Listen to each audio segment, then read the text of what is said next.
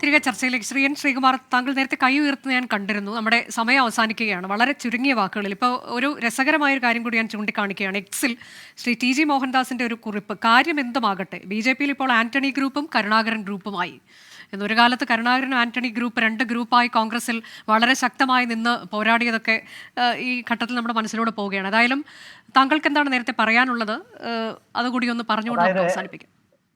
അതായത് ശ്രീ റെജി ലൂക്കോസ് ഇവിടെ പറഞ്ഞത് കേരളത്തിലെ കോൺഗ്രസ് എം പിമാര് ജയിച്ചാൽ എങ്ങനെയാണ്. നമ്മുടെ കേരളത്തിൽ അങ്ങോട്ട് ആയാറാം കയ്യാറാം രാഷ്ട്രീയമില്ല. പക്ഷെ റെജി മറന്നുപോയി രാഹുൽ ഗാന്ധിയെ. അദ്ദേഹം വയനാട് എം പിയാ. അദ്ദേഹത്തെ പോലെ പോരാടുന്ന ഒരു കോൺഗ്രസ് എം പി ഇന്ന് ഇന്ത്യയിലുണ്ടോ? മോദിക്കെതിരെ ഇത്ര ധൈര്യത്തോടെ പോരാടുന്നത്? ഈ ഈ ഇന്ത്യ മുന്നണിക്ക് നേതൃത്വം കൊടുക്കുന്നത് മല്ലികാർജുന ഖാർഗെക്കൊപ്പം ആരാ? രാഹുൽ ഗാന്ധി അല്ലേ? അദ്ദേഹത്തെ ജയിപ്പിച്ച കേരളീയരാണ്.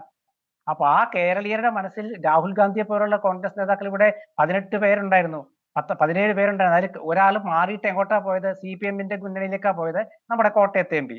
ആ എം പി ഈ അടുത്തിടെ അദ്ദേഹത്തിന് പിണറായി വിജയനിൽ നിന്നുണ്ടായ അവഗണനയും നമുക്കറിയാം. പക്ഷെ രാഹുൽ ഗാന്ധി മാത്രം മതി ശ്രീ റെജി ഞങ്ങൾക്ക് പോരാടാന്ന് പറയാം. ഞങ്ങൾക്ക് മീൻസ് ഞാൻ കോൺഗ്രസ് പക്ഷപാതിയാണ്. കോൺഗ്രസ് പക്ഷമുള്ളവർക്ക് പോരാടാൻ ഒരേ ഒരാൾ രാഹുൽ ഗാന്ധിയോളം ഇല്ല.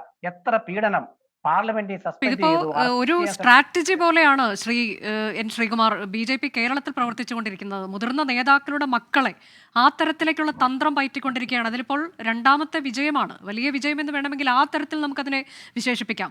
ഇപ്പോൾ കെ മുരളീധരന്റെ കാര്യം പറയുന്നത് കേട്ടല്ലോ. അദ്ദേഹത്തെ ഉടൻ തന്നെ ജി എന്ന് വിളിക്കേണ്ടി വരുമോ എന്ന് സംശയമുണ്ടോ എന്ന് പറയുന്നു. ബിന്ദു കൃഷ്ണയുടെ കാര്യം പറയുന്നു. ഇനി നമ്മുടെ KPCC അധ്യക്ഷന്റെ അവസ്ഥ എന്താണ് എന്നുള്ളത് ഇതിനോടകം തന്നെ ചർച്ചയായി കഴിഞ്ഞ കാര്യമൊക്കെയാണ്. അങ്ങനെ കോൺഗ്രസ് മുക്ത ഭാരതം എന്നത് അല്ല, കോൺഗ്രസ് മുക്ത കേരളം എന്നതിലേക്ക് കൂടി ഇതൊക്കെ എത്തിച്ചേരുമോ എന്നൊരാശങ്ക പൊതുവേ ഉണ്ട്. അല്ല ശ്രീമതി അനുജാത്ത, ഒരു കാര്യം താങ്കൾ മനസ്സിലാക്കണം. പണ്ട് S കൃഷ്ണകുമാർ ഓർമ്മയുണ്ടല്ലോ, കേന്ദ്രമന്ത്രിയായിരുന്നു, കോൺഗ്രസിന്റെ മന്ത്രിയായിരുന്നു. അദ്ദേഹം BJP പോയി. ഒന്നും സംഭവിച്ചില്ല. എത്രയോ കേന്ദ്രമന്ത്രിയായിരുന്നു. അതുപോലെ ഞാൻ പറഞ്ഞത് ആ ഒരു സാഹചര്യമൊന്നും അല്ല, നിലവിലെ സാഹചര്യം അങ്ങനെയൊന്നും അല്ലല്ലോ. അന്നത്തെ സാഹചര്യമൊന്നും അല്ല ഇന്നത്തെ. ഏതായാലും നമ്മുടെ സമയം അവസാനിക്കുന്നതുകൊണ്ട് മാത്രമാണ് നമ്മൾ ഈ വിഷയത്തിലൊക്കെ ഇനിയും ചർച്ചയ്ക്കിരിക്കും. സമയം പൂർണ്ണമായി അവസാനിച്ചു. ജസ്റ്റ് 1 സെക്കൻഡ് അത്രേ ഉള്ളൂ. അതായത് ഈ പാർലമെന്റ് തെരഞ്ഞെടുപ്പിൽ ഒരു കാര്യം മനസ്സിലായി, കേരളത്തിലെ മതേതര വിശ്വാസികളെ ജനസമൂഹം ഒരു പക്ഷേ നിങ്ങൾ പറയുമ്പോൾ അതിശയമായിട്ട് തോന്നുന്നു 20 സീറ്റിൽ LDF-നെ ജയിപ്പിക്കും. കാരണം വിശ്വാസയോഗ്യരില്ലാത്ത ഈ വളരെ നന്ദി ശ്രീ റെജി ലൂക്കോസ്, ശ്രീ എൻ ശ്രീകുമാർ ചർച്ചയിൽ പങ്കെടുത്തതിന്. ഇന്ന് സംഭവിച്ചത് ഇനി മാർക്കറ്റ് വ്യൂ ആണ്. ക്രിസ്റ്റീന ചെറിയാൻ ചേരും.